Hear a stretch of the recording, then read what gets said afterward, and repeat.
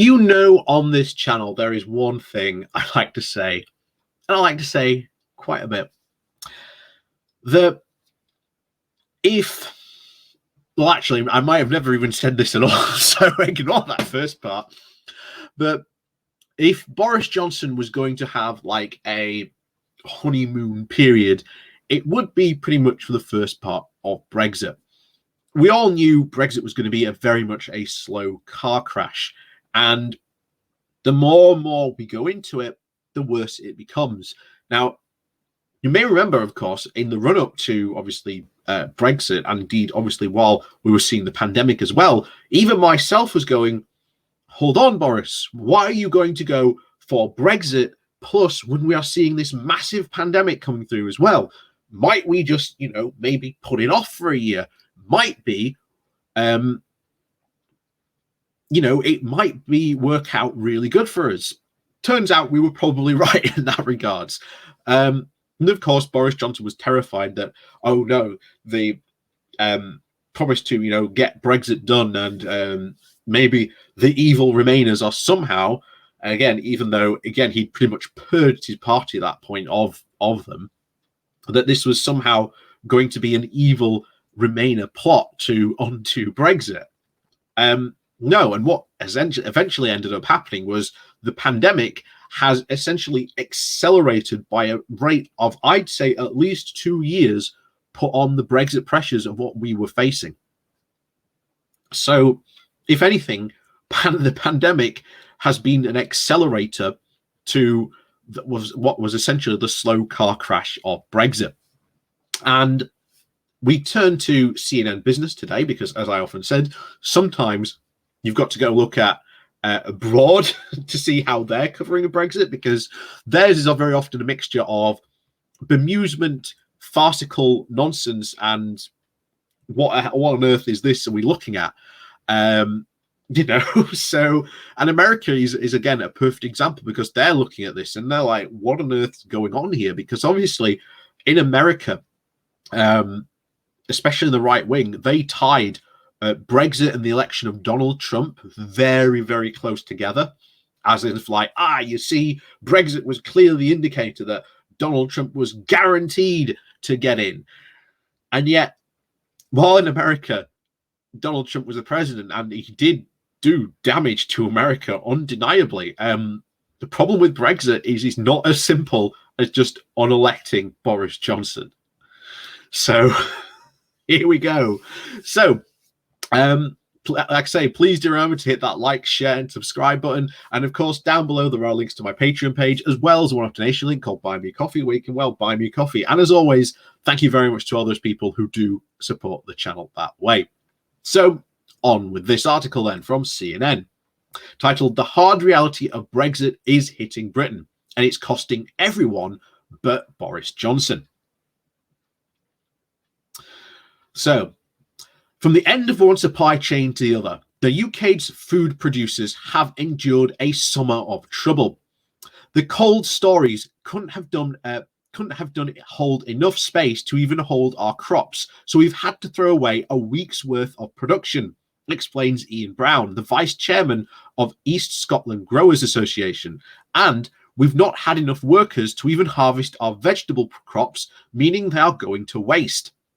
While food shortages have been common in many countries over the course of the pandemic, Brown believes that one issue unique to the UK is making life extra painful: Brexit. According to Brown, two assets of prongs of production: the first, getting fresh food out of the ground and then distributing it onto supermarket shelves, are both taking a hit due to the lack of workers. First is a lack of truck drivers who take the fresh items like cauliflowers to and from the freezing facilities, meaning that the ESG cooperative is in one stage had to throw away a week's worth of production, an estimated cost of over £1 million. Second, Brown says that many seasonal workers who would have come from countries like Romania and Bulgaria for a few months to harvest vegetables are now in short supply. Some didn't even come because of the COVID regulations. They now make it too hard.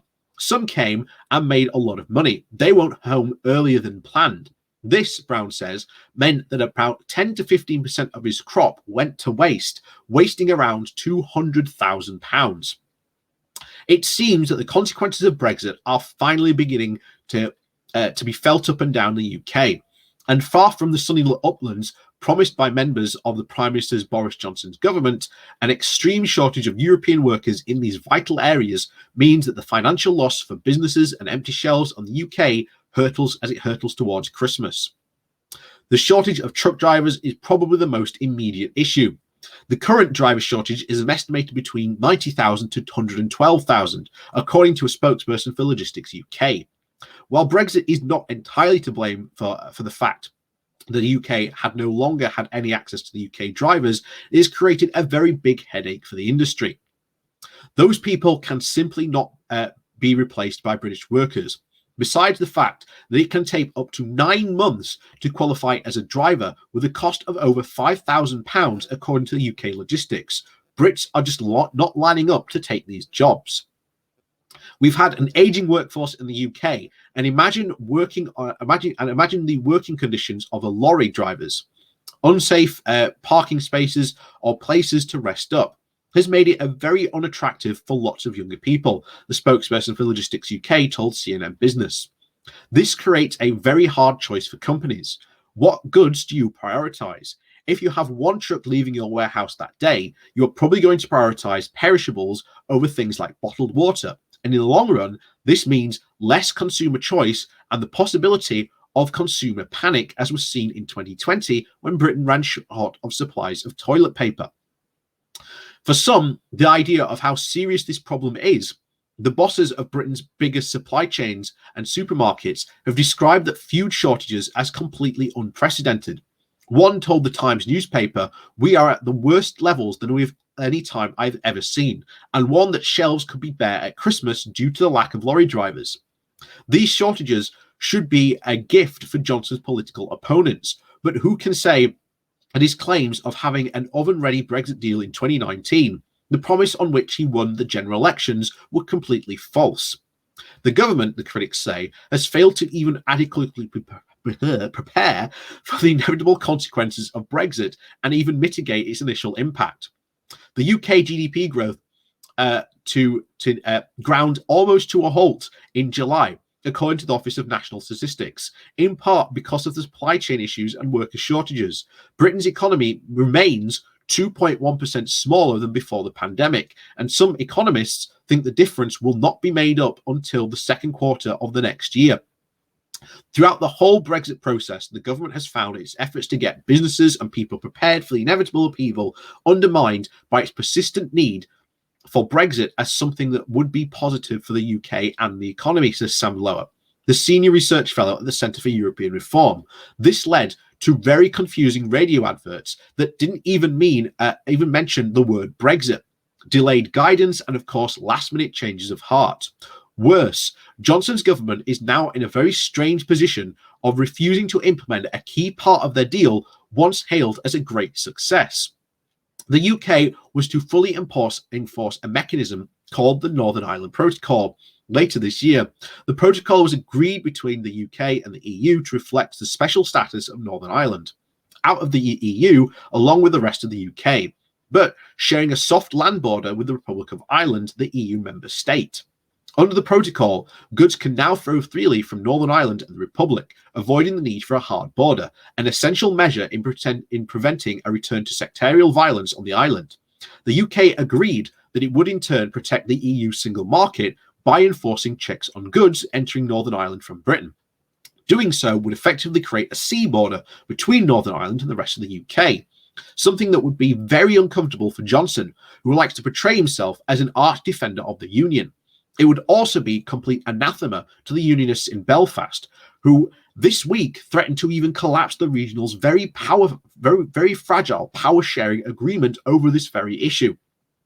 The last thing that Johnson, the man who led the Brexit campaign in 2016, wants to do is allow his opponents to claim that Brexit was not only cut Northern Ireland from the rest of the UK, but knowingly put additional pressure on both finances and the stability in the region. That could explain why the Brexit minister, David Frost, on Monday said that the grace period allowing goods to flow from Britain to Northern Ireland would be extended with no fixed endpoint. This naturally has allowed the EU, the long-time boogeyman of the Brexiteers, to take the moral high ground, reminding Britain that the Brexit deal Johnson willingly signed is a legal treaty. These issues, while important, are far from the only post-Brexit embarrassments that have made Johnson's oven-ready deal claims look a little silly. Despite assurances to British fishermen that they would not be hit by the difficulties of importing to the mainland Europe, catchers are being basically thrown back into the water, as boats are unable to even land or even process their fresh fish in time for it to be sold. Lawyers in Johnson's very own party have also been receiving phone calls from constituents angry that they have been unable to get goods into Europe because of Brexit.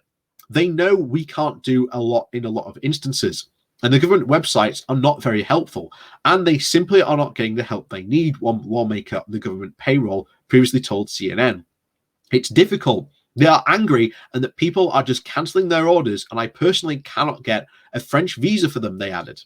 According to the Reuters report this week, Britain is on course to lose its status as one of Germany's top 10 trading partners for this year since the first time since 1950, citing Brexit-related trade barriers as the cause. All these difficulties were predicted by numerous critics of Johnson, and industry bodies lobbied the government for alternative arrangements to try and mitigate this damage.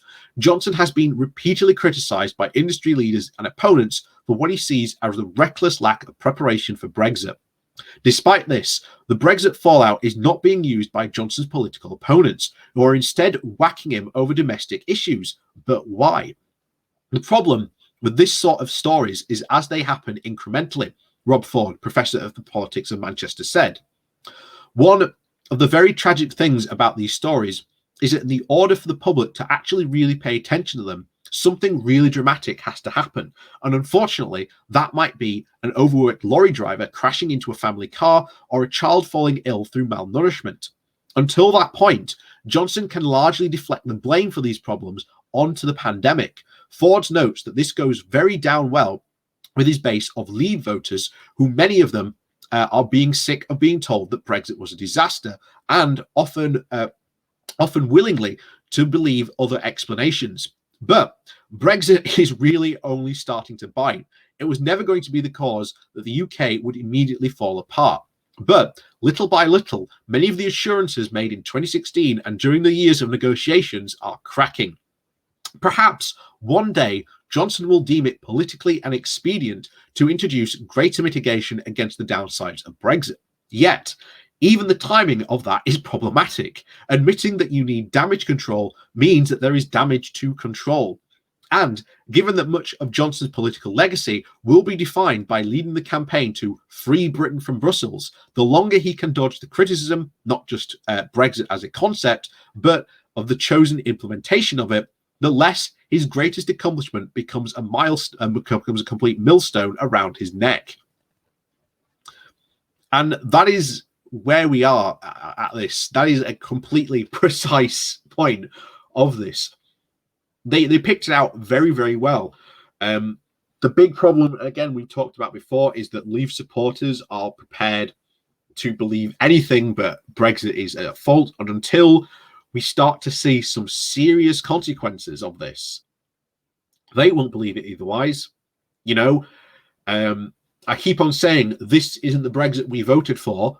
I am still predicting that will one day be on the front page of the Daily Mail. And yes, I will hang it. I will put it in a picture frame and I will hang it. I will frame it. I've said that I will do that when that happens. And it will happen sooner or later. I can guarantee you that. Just enough pressures have to come onto it. And I've said before that we've had, during the botched Norway negotiations, why is the government said to Norway that it is not interested in negotiating with the EU again until next year? Again, I think it's because that the government did not want to seem embarrassed that after signing this, again, oven-ready deal, that he was immediately going back to the table to the EU to try and get, things lightened up. And I think that's going to happen next year. I think we're secretly going to see things start to loosen and tighten. And then that's where we will see, I think, many leavers really start to complain of, hey, Boris is capitulating to the EU. And I guarantee you that will be a future headline as well. So, as always, thank you very much for watching. Please do remember to hit that like, share, and subscribe button. And of course, down below, there are links to my Patreon page and a one-off donation link where you can buy me coffee. And as always, thank you very much to all the people for watching, and we'll see you all next time.